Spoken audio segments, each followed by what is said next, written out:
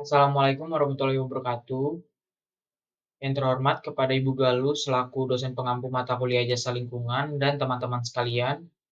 Di sini kami ingin mempresentasikan tugas pengelolaan jasa lingkungan karbon berdasarkan studi kasus negara di Argentina dan Chili. Sebelumnya, perkenalkan anggota kelompok kami. Yang pertama yaitu saya sendiri, Raymond Hamonangan dengan NIM 073 dan Sakina Enova dengan NIM 076. Selanjutnya, ini merupakan daftar isi yang akan dijelaskan oleh kelompok kami. Yang pertama itu adalah latar belakang, yang kedua ada skema pembayaran karbon, yang ketiga ada bentuk pembayaran karbon, yang keempat ada keterlibatan pihak pada skema pembayaran karbon, yang kelima ada kelemahan dan keuntungan, yang keenam ada kesimpulan, dan yang terakhir ada penutup. Pembahasan yang pertama yaitu dimulai dengan negara Argentina. Latar belakang skema pembayaran karbon. Pada awal 2000-an, Argentina mengalami lonjakan besar dalam ekspansi sektor pertaniannya akibat ledakan harga komoditas global terutama kedelai dan jagung.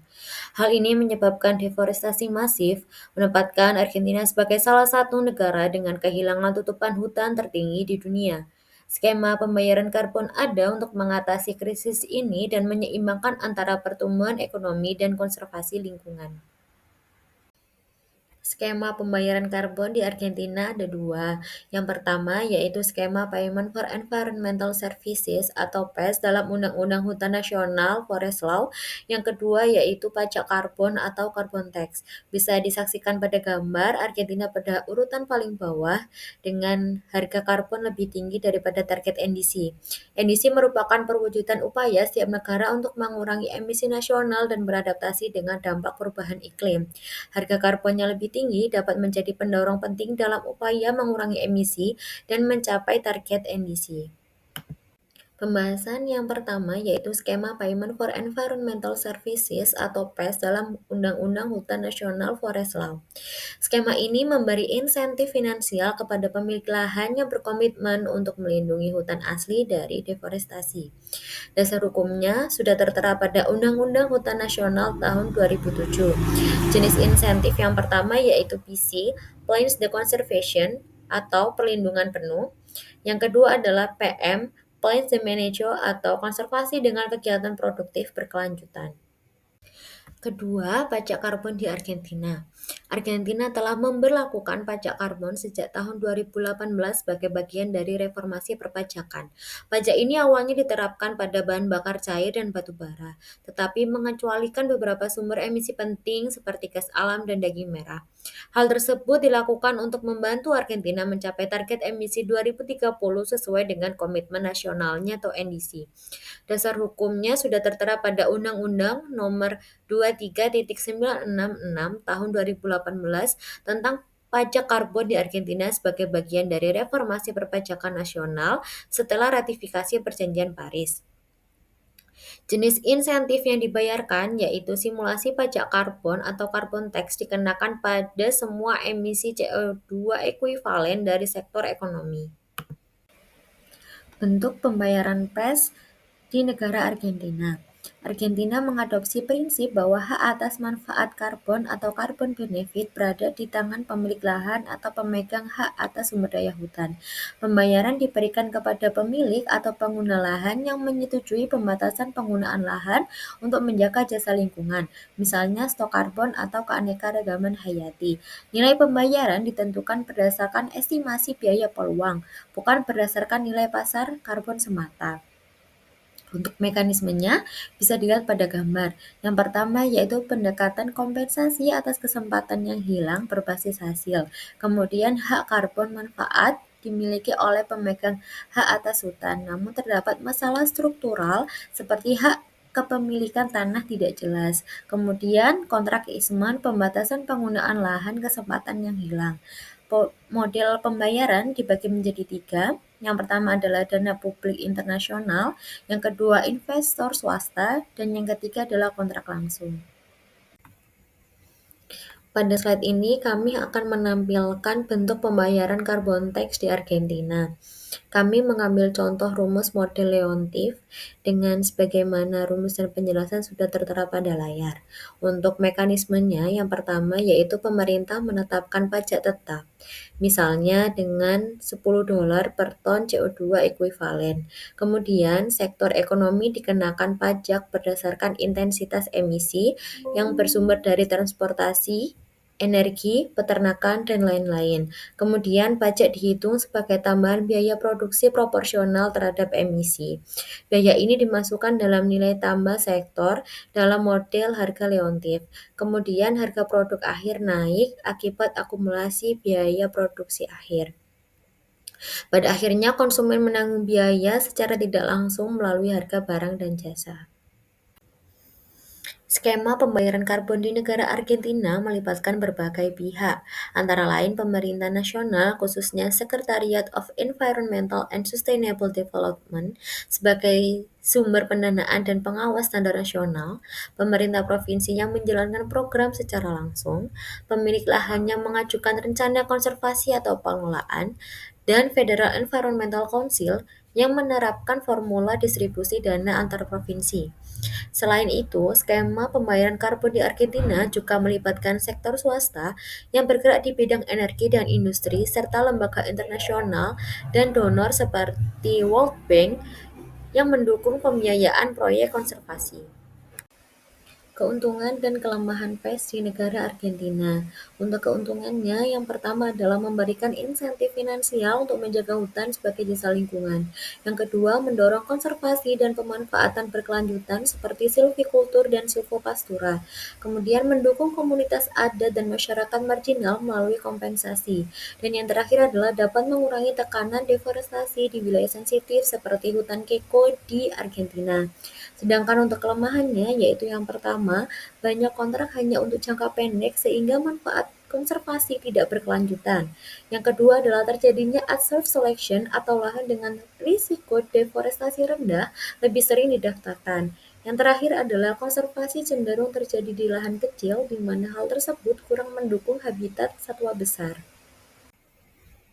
Kesimpulannya, Argentina telah mengembangkan skema pembayaran karbon melalui pajak karbon dan penguatan pasar karbon sukarela dengan keterlibatan berbagai aktor dan mekanisme pembayaran yang beragam. Hal tersebut tetap memberikan manfaat dalam mendorong transisi menuju ekonomi rendah karbon dan memperkuat posisi Argentina di pasar karbon global. Selanjutnya yaitu pembahasan di negara Chili. Yang pertama adalah latar belakang. Skema pembayaran karbon di Chili muncul sebagai respon terhadap kebutuhan mendesak untuk mengurangi emisi gas rumah kaca dan menghadapi dampak perubahan iklim, khususnya dari sektor pembangkit listrik berbahan bakar fosil. Sebagai negara pertama atau pelopor di Amerika Latin yang menerapkan pajak karbon, Chili bertujuan mendorong transisi ke energi bersih dan internalisasi dampak lingkungan dari emisi.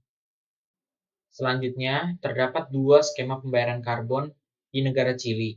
Yang pertama itu ada skema Payment for Environmental Service atau PES, dan yang kedua ada pajak karbon atau Carbon Tax, di mana Carbon Tax ini berlaku sejak 1 Januari 2017. Selanjutnya, pada skema Payment for Environmental Service atau PES, ini dilakukan dengan menerapkan Emission Compensation Program atau PCE, di mana salah satunya diterapkan di Altos de Cantilana Reserve. Altos de Cantilana Reserve adalah kawasan konservasi milik swasta yang terletak di wilayah Mediterania Chili, yang merupakan salah satu ekosistem hutan Mediterania di Amerika Selatan. Pendanaan konservasi di Altos de Cantilana saat ini bukan berasal dari skema PES murni, melainkan dari Emission Compensation Program atau PCE. Program ini mewajibkan perusahaan yang berdampak terhadap polusi udara untuk mengimbangi emisinya dengan misalnya memelihara hutan yang mampu menyerap partikel. Selanjutnya ada pajak karbon atau carbon tax. Pajak karbon di Chili diterapkan salah satunya untuk sektor listrik, yang dimana pada sektor listrik harus membayar $5 per ton CO2. Lalu berfokus pada pembangkit listrik berbahan bakar fosil, misalnya batu bara dan gas. Selanjutnya, berlaku untuk semua pembangkit listrik stasioner dengan kapasitas minimal 50 MW. Lalu ada side payment rules. di mana jika pendapatan dari pasar listrik tidak cukup untuk menutupi biaya operasional termasuk pajak karbon, maka pembangkit yang terkena pajak berhak menerima pembayaran tambahan atau side payment dari pembangkit lain termasuk pembangkit energi terbarukan yang tidak menghasilkan emisi. Lalu untuk diperhatikan, perusahaan pembangkit listrik tidak diperbolehkan memasukkan biaya pajak karbon ini ke dalam harga listrik di pasar spot waktu nyata atau real-time market. Selanjutnya ada keterlibatan pihak pada skema pembayaran karbon di negara Chili. Skema pembayaran karbon di negara Chili ini melibatkan berbagai pihak utama, antara lain yang pertama, pemerintah pusat yang diwakili oleh Kementerian Lingkungan Hidup, Kementerian Energi, dan Kementerian Keuangan sebagai regulator dan pengawas pelaksanaan pajak karbon di Chili. Yang kedua ada perusahaan pembangkit energi dan industri dengan instalasi yang menghasilkan emisi di atas 25.000 ton CO2 per tahun. Yang ketiga ada sektor transportasi melalui pajak kendaraan baru berdasarkan emisi NOx. Yang keempat ada lembaga sertifikasi karbon internasional seperti Verra yang kreditnya diakui di pasar karbon domestik Chili. Yang kelima ada sektor swasta, salah satunya perusahaan yang memilih menggunakan offset karbon untuk memenuhi kewajiban pajak. Dan yang terakhir ada lembaga internasional dan mitra pembangunan yang mendukung pengembangan pasar karbon dan sistem NRV atau Measurement, Reporting and Verification. Selanjutnya ada keuntungan dan kelemahan. Keuntungan dari adanya skema pembayaran karbon di negara Chili ini yaitu yang pertama memberikan insentif ekonomi untuk pengurangan emisi, yang kedua mendorong investasi dan teknologi bersih, yang ketiga meningkatkan pendapatan negara untuk program lingkungan, yang keempat memperkuat sistem pelaporan dan verifikasi emisi, yang keenam membuka peluang pasar karbon dan proyek offset lokal. Pada kelemahan dari adanya skema pembayaran karbon di negara Chili ini yaitu yang pertama tarif pajak karbon masih rendah atau $5 ton CO2. Yang kedua cakupan terbatas hanya sektor besar atau pembangkit dan industri. Yang ketiga ada resiko offset tidak kredibel jika tidak diverifikasi ketat dan pendapatan tidak dialokasikan khusus untuk aksi iklim. Selanjutnya, pembahasan terakhir yaitu kesimpulan. Chili menjadi pelopor pajak karbon di Amerika Selatan sejak 2017 dengan tarif $5 per ton CO2. Skema tersebut menargetkan emisi dari sektor pembangkit listrik dan industri besar dengan mekanisme pembayaran pajak berdasarkan jumlah emisi yang dilaporkan dan diverifikasi secara berkala. Skema tersebut mendorong pengurangan emisi melalui pembayaran pajak dan penggunaan kredit karbon offset. Keuntungannya meliputi insentif ekonomi dan penguatan sistem pelaporan emisi. Akan tetapi tarif rendah dan cakupan terbatas membatasi efektivitasnya. Pajak karbon ini merupakan bagian penting dari strategi Chili menuju netralitas karbon 2050. Meski masih perlu penguatan kebijakan dan perluasan cakupan untuk mencapai efektivitas yang lebih besar. Berikut merupakan slide pertama dari referensi yang kami gunakan. Dan berikut slide kedua dari referensi yang kami gunakan. Sekian presentasi dari kelompok kami, kurang lebihnya mohon maaf. Wassalamualaikum warahmatullahi wabarakatuh.